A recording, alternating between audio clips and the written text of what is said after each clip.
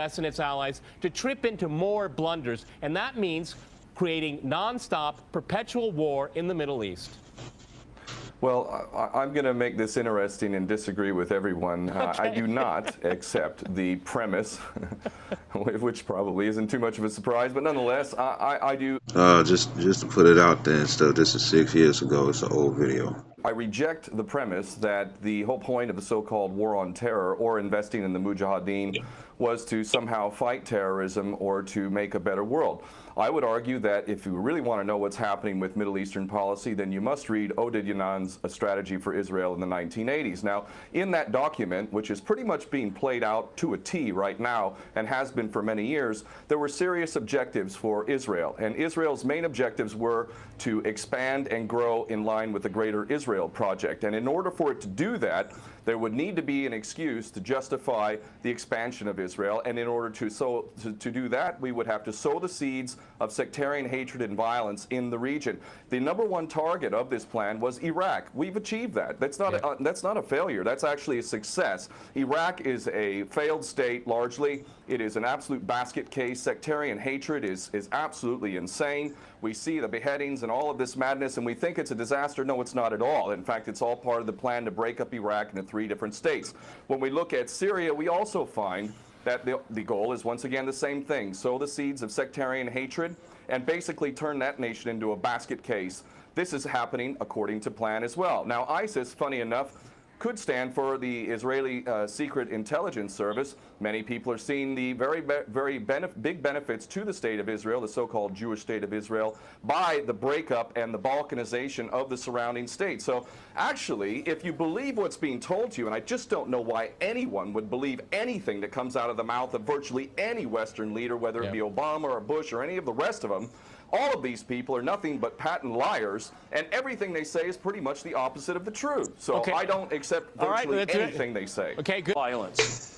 Barack Obama did not bite at the opportunity to get involved in Syria a year ago. In fact, at the time when he was ready to start bombing Assad, just about 13 months ago, and he backed off as soon as the first excuse came to mind. We've been supporting ISIS in Jordan, in Turkey, through our proxies in Saudi Arabia and Qatar. There is absolute continuity between the policies of Iraq and breaking it up and breaking up Syria as well. It is beyond naive to suggest that the U.S. doesn't have its fingerprints all over ISIS. In fact, tell me this: why has ISIS never once, or al-Nusra Front or al-Qaeda, not once have they attacked Israel? In fact, ISIS militants are getting medical attention in the Golan Heights and in Israel itself. What does that tell you?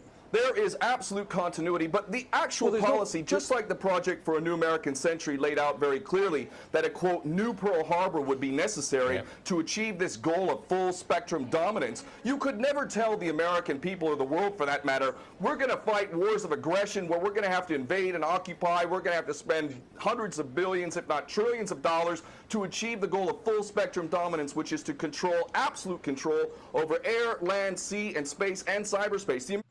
And World War III is on its way. It's on its way. It's inevitable. It's not going to change. You can't pray for it to go away. It's happening. It's the same shit. The leaders of America, and I ain't talking about Joe Biden, Sleepy Joe. I ain't talking about Trump. You know what I'm saying? I'm talking about the real ones, the elites. The Gettys, the Oppenheimers, no, the Rothschilds, the Gettys, the DuPonts, the Oppenheimers, the rich Jewish banking families. This is what's going on. And as you see it says Zionist, Jewish, Israeli. They do not call themselves Zion, Jew, or Israelites. So it's talking about the Ashkenazi Jews. American people never would have bought it, so you can't tell them that. You have to tell them a bunch of lies, and we see this over and over again. What you have to do, Ken, if I can go... It would absolutely no question that there must always be a boogeyman. In fact, you're sitting in Russia now. For 50 years plus, we were fighting this Cold War that really was an absolute charade to begin with. There never really was a threat of a Soviet invasion. And for decades, we spent insane amounts of money developing nuclear weapons to the point of really completely, totally collective insanity. And here we sit today in a world that threatens a third world war with a policy that is clearly intended to totally destroy Syria. Let's see what happens. If we take Bashar al-Assad out of the equation in Syria, does anybody with half a brain not understand that that vacuum that's going to be created is going to be a vacuum filled by the most powerful interests there? And who is that right now? Well, that would be our best friends and allies, these little Frankenstein monsters that we create, whether it's Al-Qaeda or Al-Nusra Front or the latest ISIS monster that we've created. Those are the ones that are going to fill that vacuum, and that fits perfectly in line with Oded Yanan's A Strategy for Israel in the 1980s. And if these other two gentlemen haven't read that document, I seriously suggest you do. Another thing that's really worthy of pointing out is the so-called Islamic State is anything but Islamic. And yes, there is a war on Islam. Islam is very understood by many Muslims around the world to be absolutely 100% forbidden for you to forcibly convert somebody to Islam or kill them. This is totally untrue. Back in the medieval times, when there was Muslim empires, it was an absolute understanding and policy amongst the Muslims who were in charge at that time that those who practiced whatever religion were allowed to continue practicing that religion, and they were not even forced to pay taxes into the Muslim empire itself. However, if people wanted to practice that religion, they would not be able to derive the benefits of the tax system and so on and so forth. The bottom line is no Muslim in their right mind would justify going in and literally executing men, women, and children simply because they don't convert to your religion. These people are not Islamic. They are creations of the monster, which is the empire of the United States and all its cohorts in Israel and England in particular. And this monster is purposely created to justify the continuing insanity of the never-ending war policy, which is really the core of America. And that is exactly why I renounce my U.S. citizenship. This madness cannot be considered anything but the major threat to the world.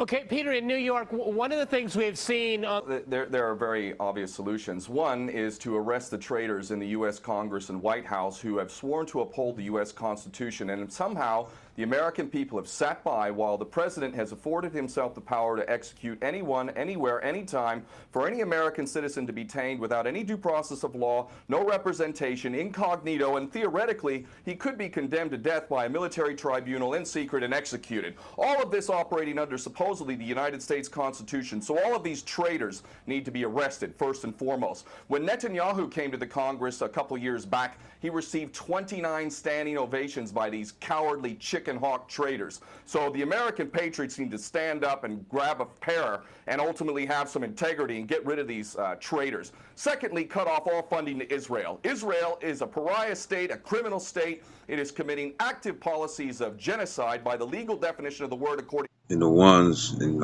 Israel are not the real Jews. There's no scripture that says that you got to walk around with them fat ass black hats. I hope that bitch warm though. You know what I'm saying? And wear all black and stuff everywhere you go. The scriptures don't say that. And then it's another thing too. There's 12 tribes. If they call themselves Jew, Jew is short for Judah. It's a nickname for Judah and stuff. What about the other 12 tribes?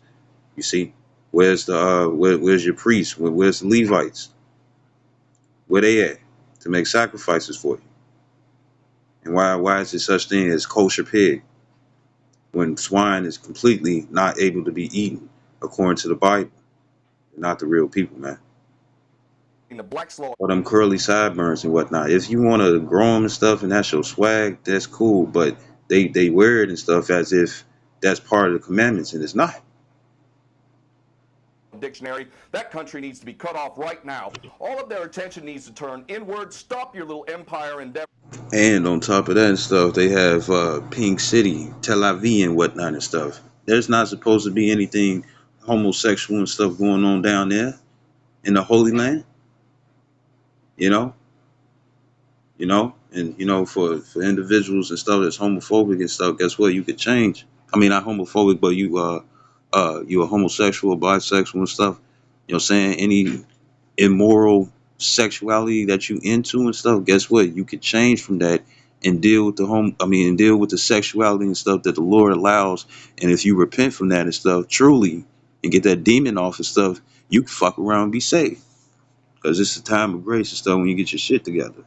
And full spectrum dominance and all of this sort of madness. Start taking care of your infrastructure back home. Start taking care of the American citizens who have worked their whole lives and now find themselves wondering how they're going to keep a roof over their head.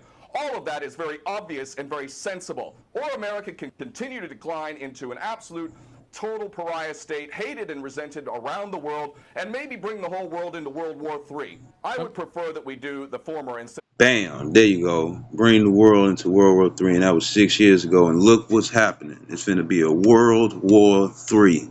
Russia, China, North Korea, I think it's Iran. Yeah, Iran, Iraq being, all the, underneath Russia being the big brother, as it says in Ezekiel, the 38th chapter, is happening. And this was 6 years ago. I posted this video on my first page I ever made on YouTube. You see? And it's happening right before your eyes. That's how you know that it's prophecy.